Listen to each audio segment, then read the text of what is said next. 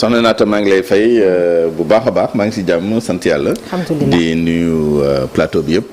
El Hadj Malick Diaw Chérif ak toute l'équipe technique à la régie di nuyu suñu mbokk téléspectateurs yi. jërëjëf Souleymane alors tey Souleymane comme ni ñu koy defee aljuba ñu ne ci wàllum koom-koom lañ fas yéenee waxtaanee ñu samp benn laaj nag laataa loolu xëj na li ñuy tàmbalee rek mooy semaine bii nii am na benn mission FMI boo xam ne jóge na fi ay semaine ci ginnaaw gouvernement bi defoon na benn communication on le rappelle di wax ci situation économique réew mi. lan la ñu war a retenir ci mission bu FMI boobu noonu ndax am na ñenn ñu ne dañoo confirmer effectivement que gouvernement bi li mu waxoon am ñu ne loolu dëgg la mais maanaam am luñ ci teg. waaw tontu laaj boobu. dafa laaj lire communiqué bi. oui communiqué bi boo ko liiree. FMI globalement. ñu ngi rafetlu liggéey bi nga xam ne. gouvernement bi def na ko. ci leeral ci nan lañ koy tuddee xool ci biir li nga xam ne noonu lañ téye woon réew mi. donc loolu rafetlu nañ ko rafetlu nañu transparence ak franchise. ñaari mots yoo xam ne utiliser nañ ko ci communiqué bi. gannaaw bi ñu dajee ak premier ministre ministre de l'économie ministre des finances. secrétaire général du gouvernement, des hauts fonctionnaires de l'État ak ay échanges yu ñu am ak seen yeneen naataango ay partenaires du Sénégal yi nga xam ne ñu ngi fii. ça veut dire ay bailleurs de fonds ay organisations multilatérales ñooñu la ñu daje ci une semaine. Habituellement les missions du FMI xaw nañu gën a gudd loolu mais lu leen indi woon lii la moom mooy. li gouvernement bi génnee wax ni dafa am ay fausses déclarations yoo xam ne nañ ko def ci finances publiques yi ci at yi ñu génn notamment ci nan la bor bi toll ak nan la déficit bi toll donc loolu lu leer la c'est-à-dire ñëw nañu rafetlu nañu daje nañu ak gouvernement bi pour xam au fond lan la éventuellement woon nañ leen aussi rapport IGF bi donc ñu rafetlu ko démarche bi rafetlu franchise bi rafetlu transparence bi yokk ci et c'est là où il faut faire vraiment la nuance parce que ni ñuy wax en français on marche sur des œufs chaque mot compte de son poids alors FMI lu mu ci yokk moom mooy que ni dinañu en attendant que Cour des comptes wax xalaatam ci mbir mi loolu wax nañ ko ba mu leer dinañu gunge gouvernement Sénégal ci démarche am leeral surtout pour évaluer l'impact.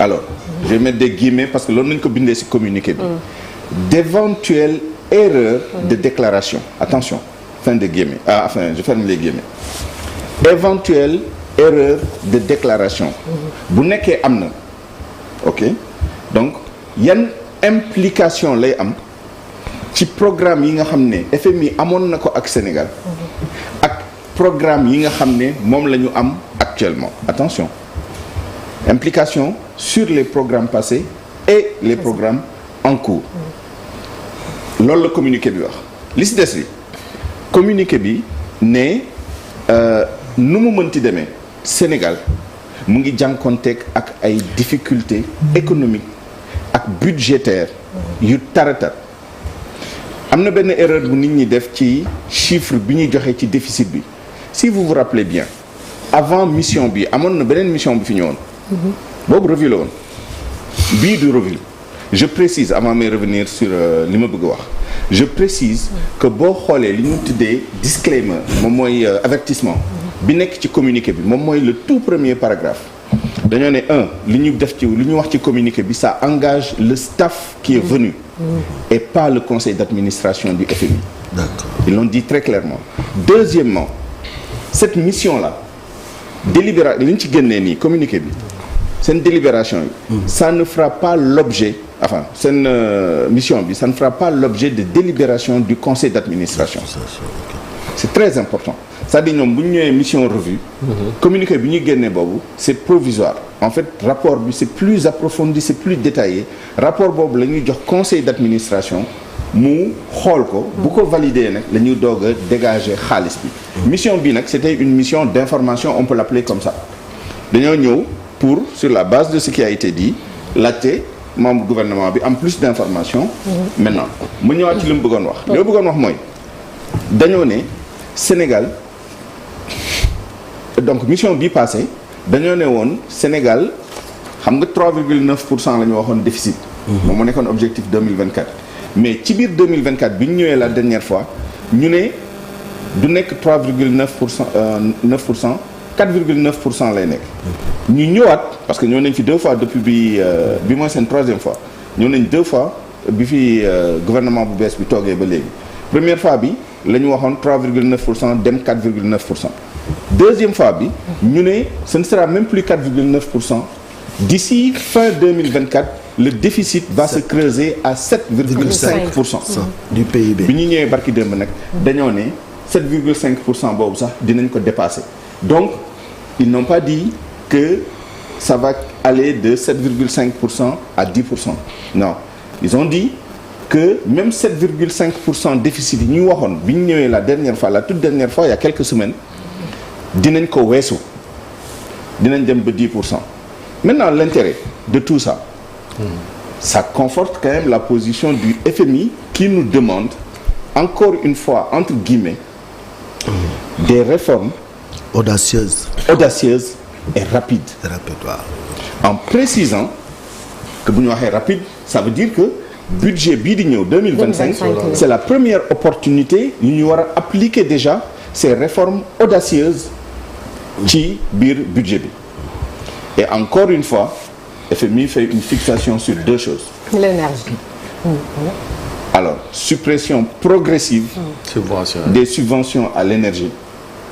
Beneen bi moom mooy rationalisation des dépenses fiscales, c'est-à-dire des exonérations, des facilités qui étaient faites aux entreprises, aux ménages ak yi ni mel. Déjà en 2023, ils avaient détaillé une panoplie de mesures yoo xam ne dañ ko waroon jël de ce point de vue-là qui devait nous permettre d'économiser au plan fiscal plus de 300 milliards. Moom mooy mesures fiscales yi ñu jëloon à l'époque pour atténuer l'impact de la Covid sur le coût de la vie. Yéen a ngi fàttaliku bi ñu waxee ni am na ay taxes ay impôts sur la farine, sur l'huile, sur le sucre, etc., sur le riz yoo xam ne dañ ko suspendre reinstate de l'ordre indi ay taxes yu bees sur taxe sur la valeur ajoutée sur les transactions numériques. Vous avez vu que depuis quelque temps boo jëndee en ligne à l'époque daanoon am TVA si yenn jënd yi en tout cas maintenant systématiquement dañ lay appliquer TVA. Beneen bi moo doon par exemple indiwaat la taxation sur les smartphones yi nga xam ne dañ ko dindi woon à la faveur de l'institution de la RUTEL. Finalement on a remis ça, donc tout ça devait amener de l'argent, mais si on écoute bien le FMI moom mooy que ni ces mesures-là ne suffiront pas. kon naka pexe wàññi déficit ak wàññi bor ça peut même être un peu contradictoire, sauf à avoir, comme on l'a annoncé dans le projet, des innovations dans la levée de fonds.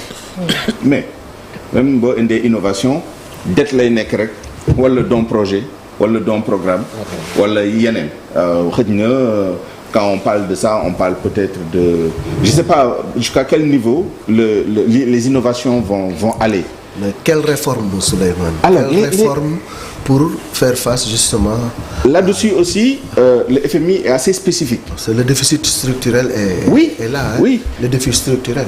FMI am na loo xam ne daanu ko woon laal ci ay rapports cette fois-ci xaw na ko ñeme tuuti nee na nañu wàññi parmi les mesures audacieuses yu ñu war a jël nañu wàññi les transferts non essentiels. Il s'agit de quoi?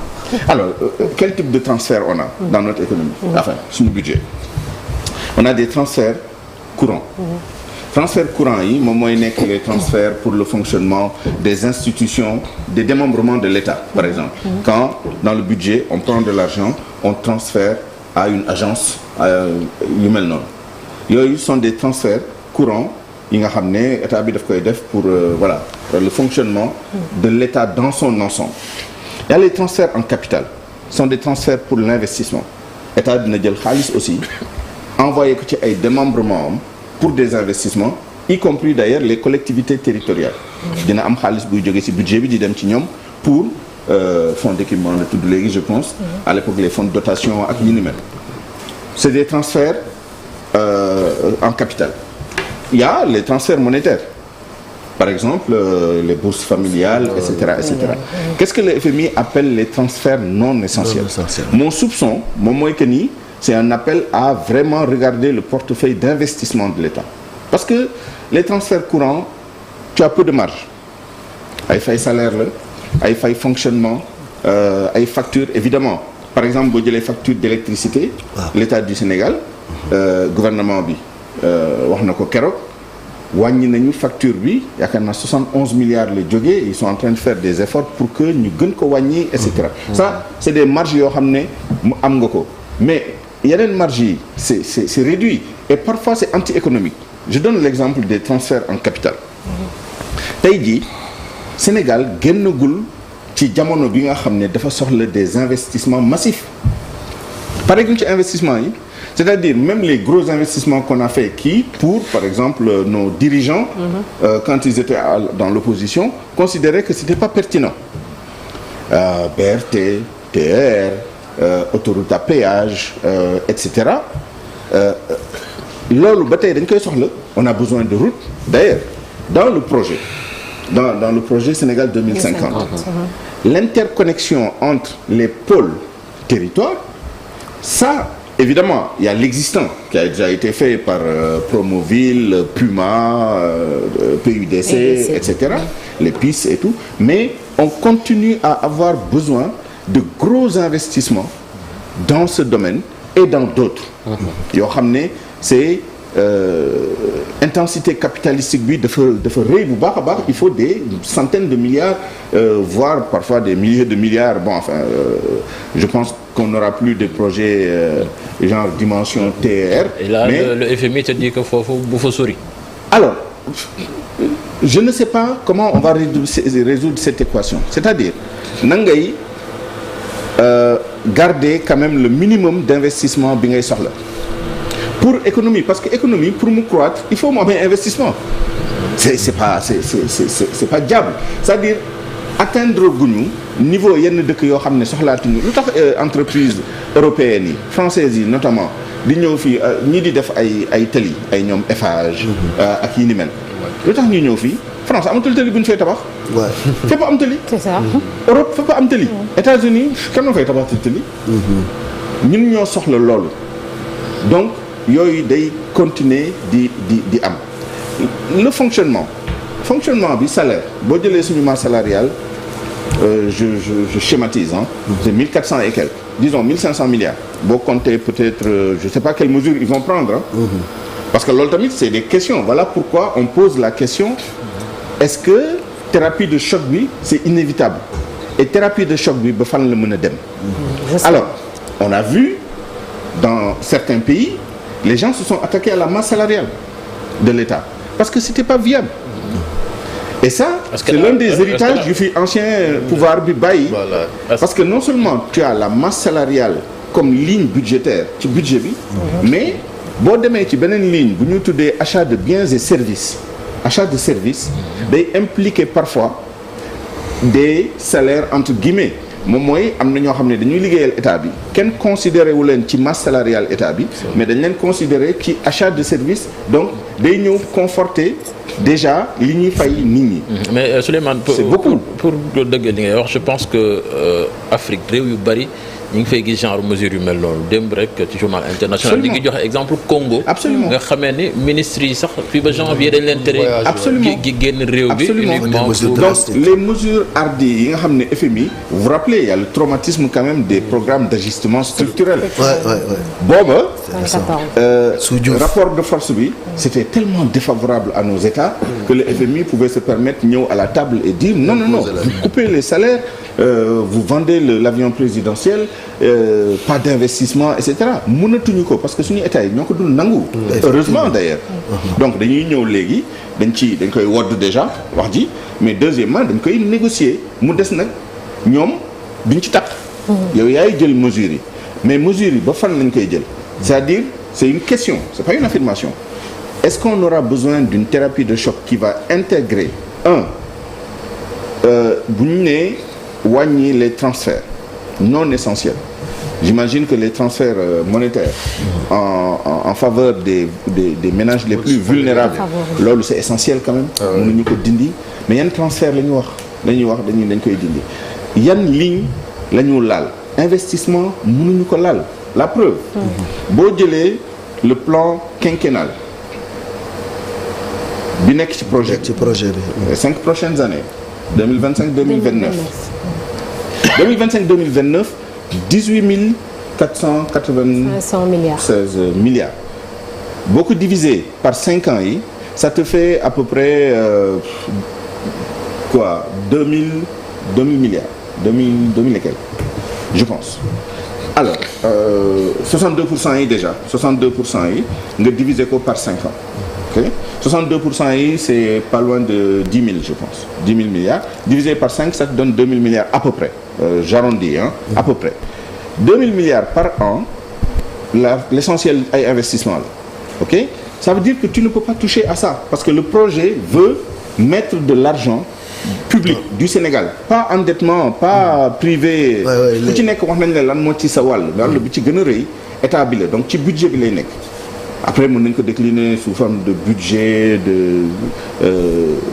d'investissement public etc mais ci budget bi lañ koy jëlee admettons à peu près 2000 milliards par an loolu état bi du ko nangu laal lan mooy des moom mooy les subventions effectivement yi ñuy wax lan mooy des moom mooy boo yokkul tamit l'impôt yi parce que c'est un point sensible mais ku topp FMI on ne va pas exclure yokk impôts yi notamment dans certains secteurs ci ñi mën a fay on l'a vu d'ailleurs dans des pays développés la France aujourd'hui pour sortir de l'ornière a rappelé que France ak Sénégal ndoroon nañ lu bëri ci dette bi nu mu diisee ci déficit bi nu mu xóotee les solutions il y en a pas un millier. les subventions énergétiques yi ñuy wax ni on va vers une suppression progressive. Impôt sur la fortune impôt sur les grandes sociétés. Voilà. Il y a 400 grandes sociétés yu nekk en France yoo xam ne dañuy def 1 milliard et plus de chiffre d'affaires en euros 1 milliard d'euros minimum jëm kaw.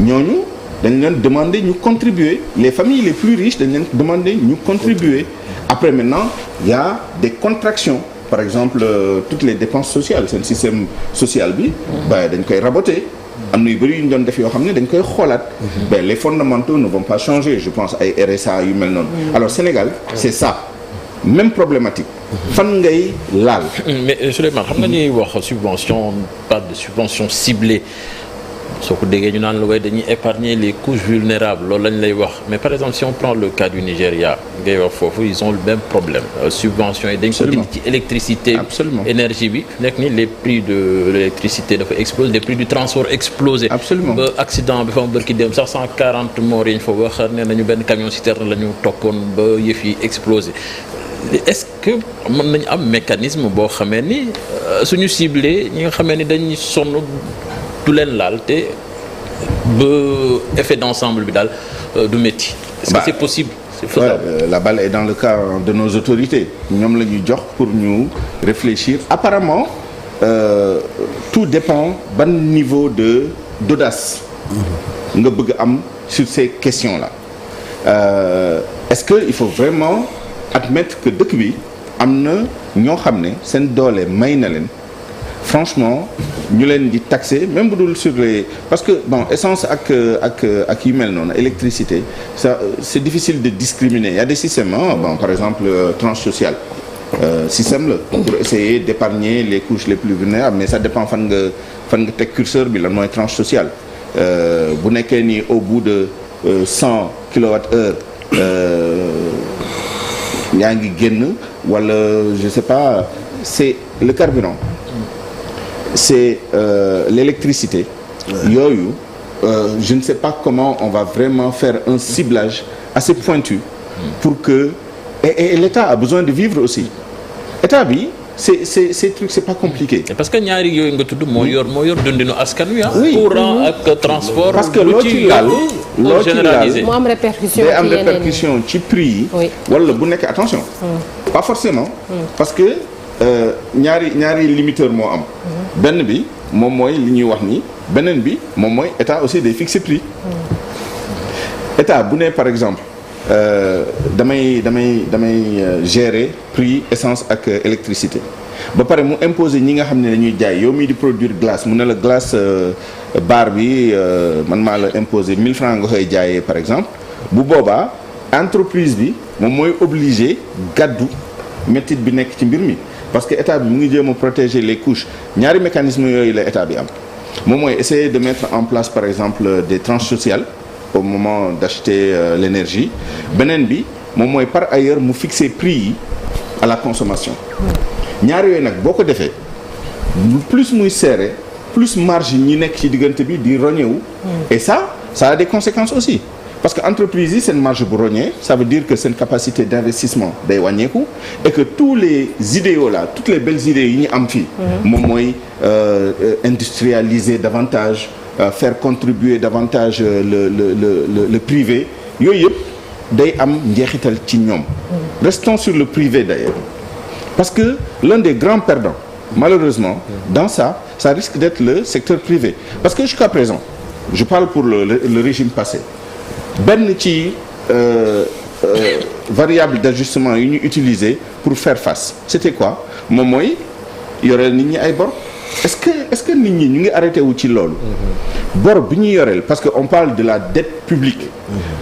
parce que définition de dette publique aussi c'est ça c'est les instruments financiers ay obligations ay bons du trésor sont les prêts yi ñuy am prêt projet prêt programme coopération yi ñuy am ak multilatéral bilatéral nit ñi di ñu lebal ak yi ni mel mais boolewuñ ci bu ñu calculer dette bi ñuy wax bi nii naan ay way 15 000 milliards et cetera ce qu'on appelle la dette intérieure qui est en fait un abus de langage si on parle technique parce que dette intérieure bi ñuy wax bi mooy bi ñu yoreel les entreprises ak yi ni mel ñun duñ ko tuddee dette publique c'est des arriérés de paiement ou alors pour utiliser le jargon des institutions ce qu'on appelle les obligations impayées or obligations impayées yi xam nga obligation impayée normalement en un an da ngay fay entreprise bi entreprise liggéeyal na la 3 mois 4 mois 5 mois après war nga ko fay mais quand ça s'accumule sur des années yaa xayti c'est de la dette malheureusement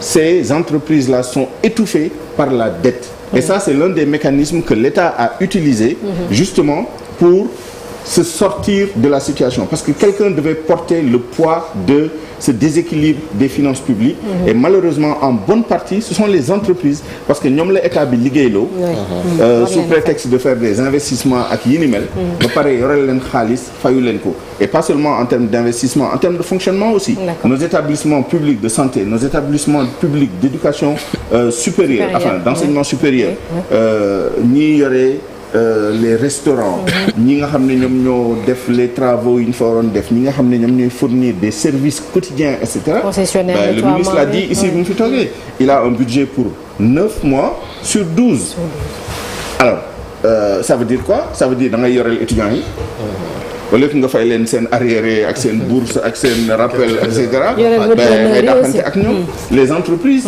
nga yoreel ay une entreprise nga yoreel ko 1 milliard quand même entreprise de service en plus nga yor ko 1 milliard c'est quand même beaucoup d'argent après ngay waxtaan ak moom ak yi ni mel donc daal pour man pour résumer pas sorti de l'ornière on a la question est-ce que on sera obligé d'avoir un remède de cheval dans les mois les années à venir on espère que non on espère que nos nouvelles autorités yor nañu ay pexe pour éviter ça dans le cadre des contraintes qu'elles se sont imposées elles-mêmes c'est-à-dire maîtriser la dette maîtriser le déficit parce que nag noonu ngay financer yu mel nii soit da nga koy financer par un déficit en le creusant et boo creuser déficit ça veut dire da ngay dem uti yeneen bor léegi nag li des yi et je conclus avec ça